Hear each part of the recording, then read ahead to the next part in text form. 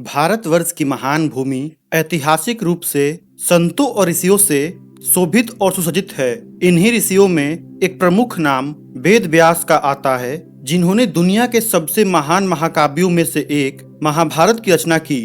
वेद व्यास, जिन्हें व्यास या कृष्ण द्वैपायन व्यास के नाम से भी जाना जाता है, भारतीय पौराणिक कथाओं और साहित्य में सबसे अधिक पूजनीय ऋषियों में से एक हैं। उन्होंने दुनिया के सबसे महान महाकाव्यों में से एक महाभारत की रचना के अलावा वेदों को वर्गीकृत करने के लिए भी जाना जाता है। हिंदू दर्शन, पौराणिक कथाओं और सांस्कृतिक में उनका योगदान बहुत बड़ा और बहुआयामी है। इस वीडियो में हम वेद व्यास के जीवन, कार्यों और विरासत के बारे में विस्तार से जानेंगे। प्रारंभिक जीवन और पृष्ठभूमि। वेद व्यास का जन्म ऋषि पराशर और मछुआरी सत्यवती के घर हुआ था। उनका जन्म असाधारण और रहस्यवाद से भरा हुआ था। सत्यवती की सेवा और सुंदरता से प्रभावित होकर पराशर ने उनसे एक पुत्र की इच्छा की। उनकी सहमति से उन्होंने यमुना नदी पर एक जादुई द्वीप बनाया, जहां वेद व्यास का जन्म हुआ। वेद व्यास दिव्य ज्ञान के साथ में पैदा हुए और तुरंत एक वयस्क बन गए, जिनके अंदर एक दिव्य ऊर्जा थी। व्यास नाम का अर्थ है संकलक या व्यवस्थापक, जो वैदिक ज्ञान के विशाल संग्रह को व्यवस्थित करने की भूमिका को दर्शाता है। उन्हें उनके गहरे रंग और एक द्वीप पर जन्म लेने के कारण कृष्ण द्वैपायन व्यास के नाम से भी जाना जाता है। द्वैपायन का अर्थ है द्वीप पर जन्म लेने वाला। वैदिक साहित्य में योगदान। महाभारत कुरुक्षेत्र युद्ध और कौरवों और पांडवों राजकुमारों के भाग्य का एक महाकाव्य है।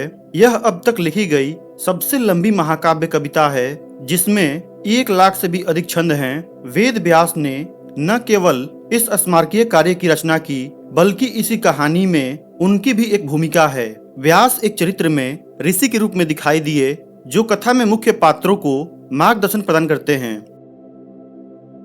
महाभारत में कई दार्शनिक और भक्ति प्रवचन शामिल हैं, जिनमें सबसे उल्लेखनीय भगवत गीता है, जो हिंदू दर्शन का एक पवित्र ग्रंथ है। यह महाकाव्य इतिहास, पौराणिक कथाओं, दर्शन और भक्ति का एक समृद्ध ताना बाना है, जो मानव जीवन और धर्म की जटिलताओं को दर्शाता है। वेदों का विभाजन।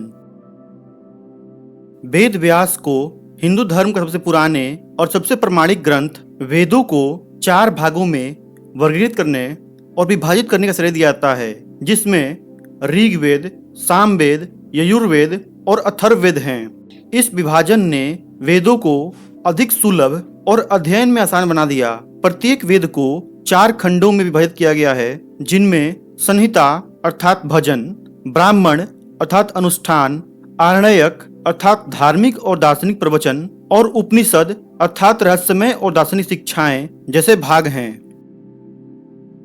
पुराण। वेद व्यास को 18 प्रमुख पुराणों की रचना का और उनके संकलन का श्रेय दिया जाता है, जो प्राचीन भारतीय साहित्य की एक शैली है, जिसमें पौराणिक कहानियां, परंपराएं और किंवदंतियां शामिल हैं। ये ग्रंथ सांस्कृतिक और धार्मिक इतिहास के सबसे समृद्ध स्रोत के रूप में काम करते हैं, और उन्होंने प्राचीन भारत की एक मौखिक परंपराओं और लोक कथाओं को संरक्षित करने में महत्वपूर्ण भूमिका निभाई है।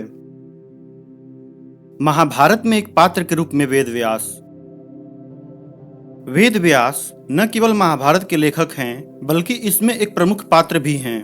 वो कौरवों और पांडवों दोनों के दादा हैं, जो उन्हें महाकाव्य के पारिवारिक संघर्षों के केंद्र बनाते हैं। उनकी बुद्धि और दूरदर्शिता पूरी कथा में स्पष्ट है, और वे विभिन्न मोड़ पर महत्वपूर्ण मार्गदर्शन प्रदान करते हैं।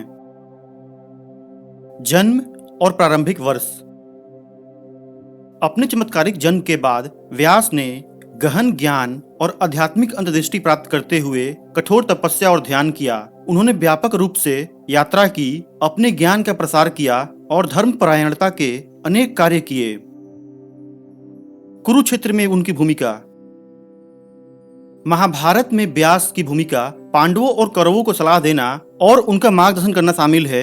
वे दिव्य अंतर्दृष्टि और दृष्टिकोण प्रदान करते हैं, जिससे पात्रों को उनके कर्तव्यों और उनके कार्यों के लौकिक महत्व को समझने में मदद मिलती है। धर्म के प्रति उनकी तटस्थता और प्रतिबद्धता उनके सभी पक्षों के लिए एक पूजनीय व्यक्ति बनाती है। वेद व्यास का दार्शनिक और आध्यात्मिक योगदान। भगवद गीता। भगवद गीता महाभारत का हिस्सा है, लेकिन यह एक अलग ग्रंथ है जिसका दार्शनिक और आध्यात्मिक महत्व बहुत ज्यादा है। गीता राजकुमार अर्जुन और भगवान कृष्ण के बीच एक संवाद है जो उनके सारथी हैं। यह युद्ध के मैदान में अर्जुन द्वारा सामना की गई नैतिक और दार्शनिक दुविधाओं को संबोधित करता है और आध्यात्मिक प्राप्ति के विभिन्न मार्गों पर प्रकाश डालता है, जिसमें कर्म योग, भक्ति योग और ज्ञान योग शामिल हैं। धर्म की अवधारणा।